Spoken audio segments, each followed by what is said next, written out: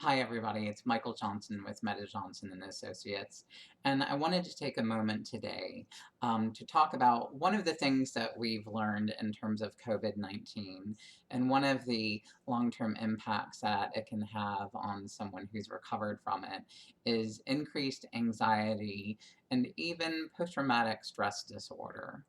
And I wanted to talk about this and provide some resources to everyone. And these are resources I've talked about before because they help with stress in general.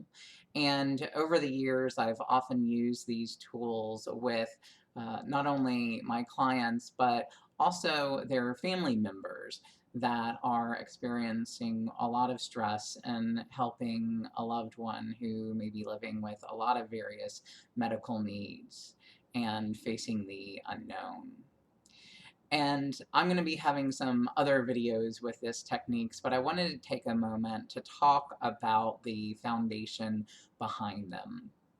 Stress-related issues come from, of course, issues with the way you're perceiving something, but also there's a body component to it. So there are two systems that balance each other out, the sympathetic nervous system and the parasympathetic nervous system. You may have heard of these before as fight or flight or rest or digest. So fight or flight is the sympathetic nervous system, and it puts us in a state of alertness and vigilance. And during that state, we have a elevated heart rate, our blood is pumping, our blood pressure gets up, and we have stress hormones that are released in the brain that help us in those moments, but don't serve us if we're not in a true state of an emergency, and if we're in a constant state of crisis, really wear down our mind and body and spirit over time. So that's what the parasympathetic nervous system is for, the rest and digest system. And what these techniques will help us do is become aware when you're in a stress response, because sometimes it's very easy not to even notice. And not only notice when you're in that stress response, but to begin to tap into these techniques so you can activate your parasympathetic nervous system, which will help provide for more clarity of mind and more um, pause in your thought so you can create and have more thoughtful responses to a situation. Again, the contrast to that in the sympathetic nervous system response, responses tend to be a bit more impulsive and less thought through. So the goal will be, even if you're in a stressful situation, to be able to access the calming state, the clarity of thought, but also maintain some of that vigilance and the ability to respond quickly.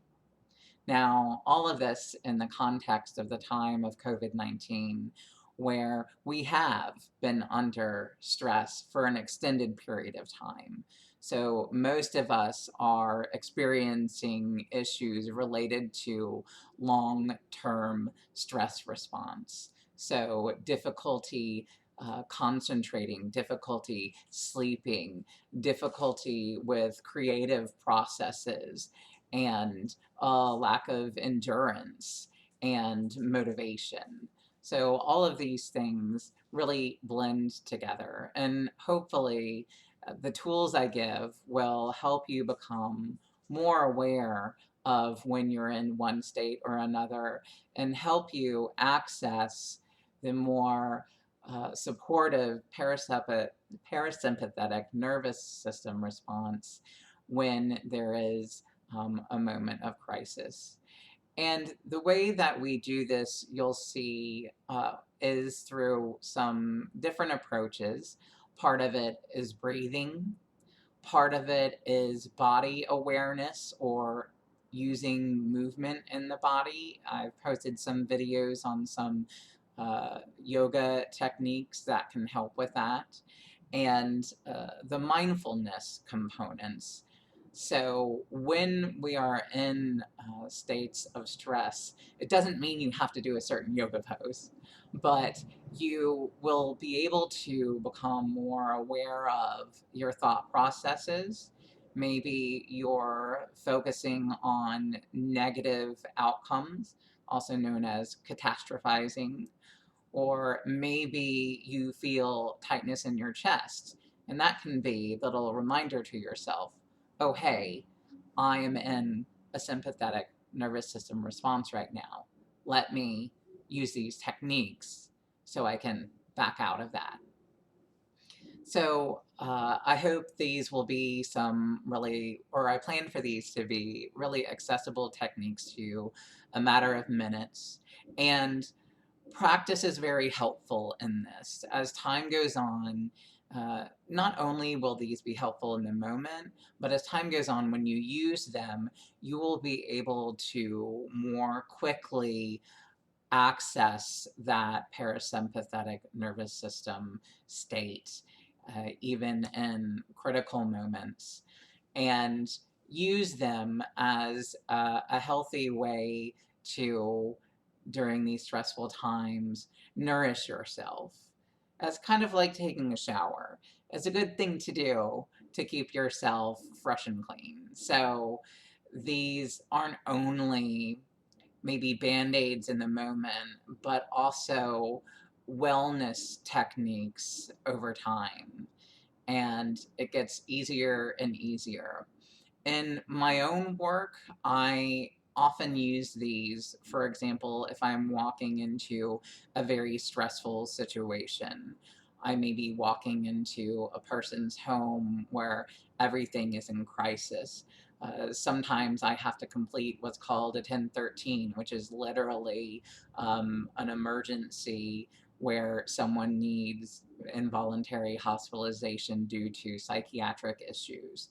And I use these techniques myself so that when I'm in those moments, I can remain present to my client, the person that I am helping, aware of my surroundings, and also have clarity of thought so I can continue to access my clinical judgment to best help the person that I'm with.